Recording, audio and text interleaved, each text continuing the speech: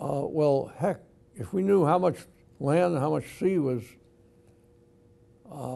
needed to save, let's say, most of the species, if we knew that, and then we just asked the world to donate that amount to reserves, we might make solve most of the problem in one giant step. In other words, instead of just a process of gradually getting better and better at saving more and more, take it in one jump, and then we could all rest. How much, if you're saying half the earth, how much is saved? How much is protected? If you could, if you could save half of the natural areas of the world where the biodiversity is, you'd save 85% of the species. Put them in sustainable. So if you save half, you'll save 85%. Okay, why did I choose the figure half? Right. Because it's doable, and that's what my book, Half Earth, shows. If that's what we choose to do, we can set aside that amount. People don't have to leave, they don't have to give up property rights, but we would expect in those reserves not to have it converted to agriculture, not have the forest cut down or the river heads polluted or industry coming in. That's not too hard to do.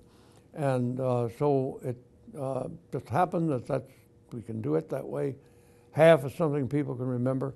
85, it's doable, 85%, and then adding other measures to setting aside that amount of reserves. Other measures, which I talk about in this book, we can put it on up higher. And then we've saved Mother Nature.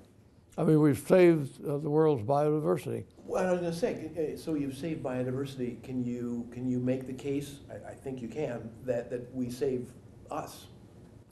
Yes. Okay. Okay. We've gotten used to as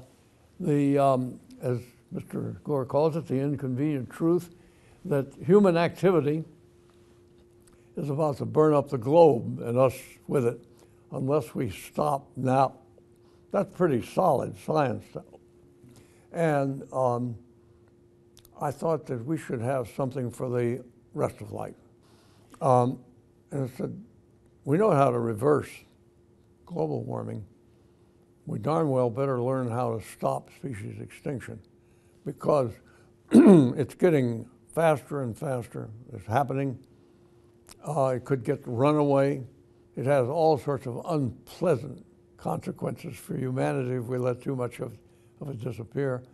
Actually, the whole world would unravel, because we need all those species to hold together the soil, to regenerate the soil, to provide the very atmosphere we breathe, and we need it sustainable. We need all that diversity that's taken 3.5 million years to create by evolution. And we're not going to duplicate that with anything we can create ourselves. We don't even understand how it works. It took 3.5 million years to billion years to create.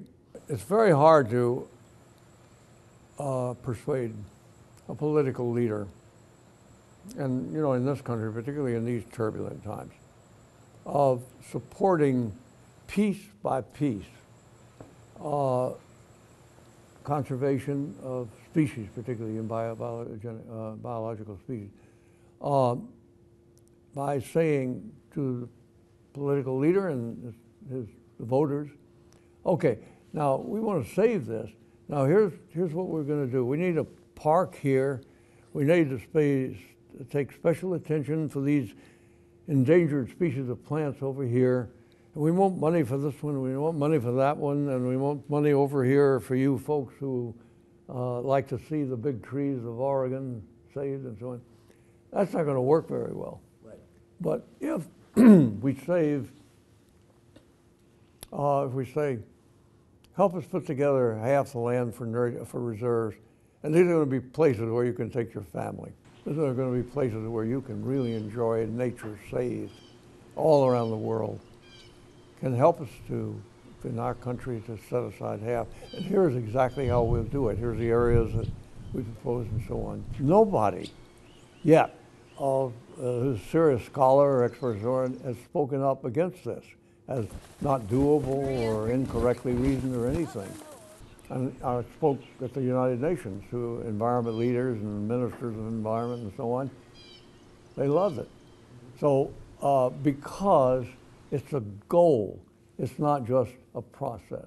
You know, things we should be doing and we'll sometimes somehow get there. It's a goal. You do this, we get that.